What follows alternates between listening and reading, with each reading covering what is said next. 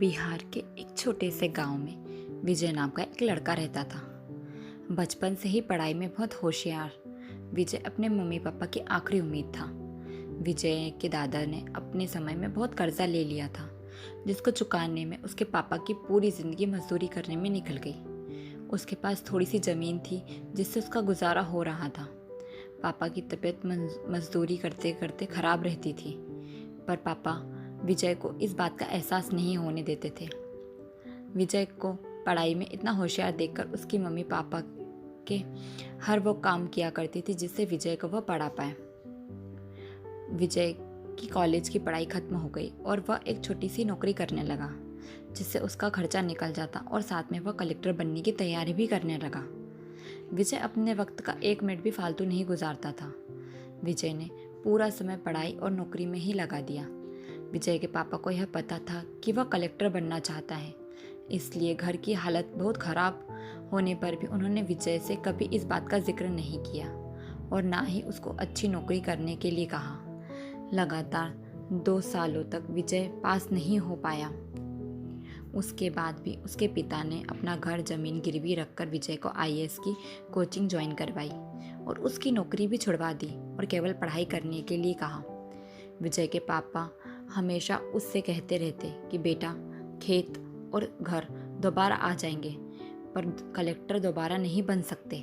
आज पूरे साल पढ़ाई करने के बाद विजय का रिजल्ट आ गया, जिसमें वह अच्छे नंबरों से निकल गया था।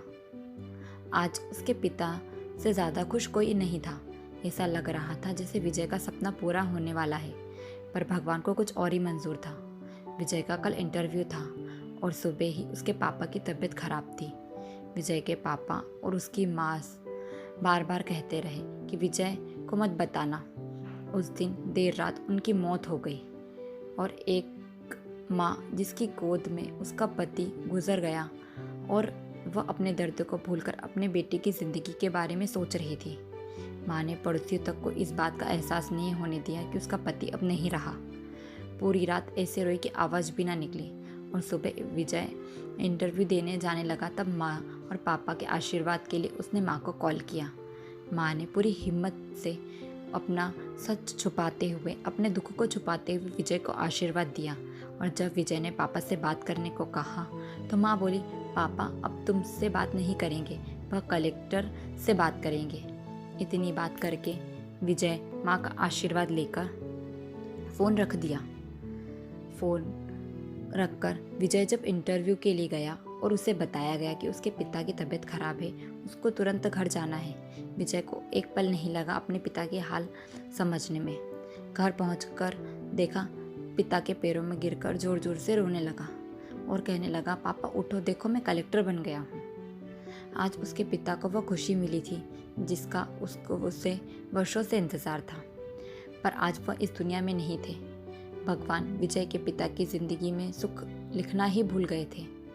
पहले वो अपने पिता के कर्ज में ज़िंदगी भर मजदूरी करते रहे और फिर बेटे के सपने को पूरा कर घर और ज़मीन को गिरवी रखना पड़ी। विजय के पिता को भले ही ज़िंदगी में कुछ हासिल ना हुआ हो, पर वह अपने लड़के को इस काबिल बना गए कि वह अपनी पुश्तों को बिठाकर खिला पाए। विजय की माँ ने जो उस रात किया, जिसको करने का जज्बा बहुत कम लोगों में होता है। जब विजय कलेक्टर बनकर घर आया तब माँ ने उससे कहा, बेटा तुम आज इतने बड़े हो गए हो कि हज़ारों गरीबों का भला कर सको। जब भी तुम्हारे सामने कोई गरीब मदद मांगने आए और अपने पिता और मेरे बारे में सोचना। मैं तुम्हारे बराबर पढ़ी लिखी और समझदार तो नहीं हूँ, पर इतना ज़रूर जानती हूँ कि गरीब आदमी बहुत मजबूर होता है। तुम कभी किसी का बुरा मत करना। इस कहानी से हमें यही सीख मिलती है कि वक्त कितना भी खराब हो, हम उसे ज़रूर बदल सकते हैं। माँ और बाप के एहसानों को हम कभी नहीं उतार सकते, पर हम अपने कर्मों से उनकी इच्छा ज़रूर पूरी कर सकते हैं। धन्यवाद। इसी तरह की रोचक कहानियाँ सुनने के लिए हमारे चैनल को लाइक, शेयर एंड सब्सक्राइब करें।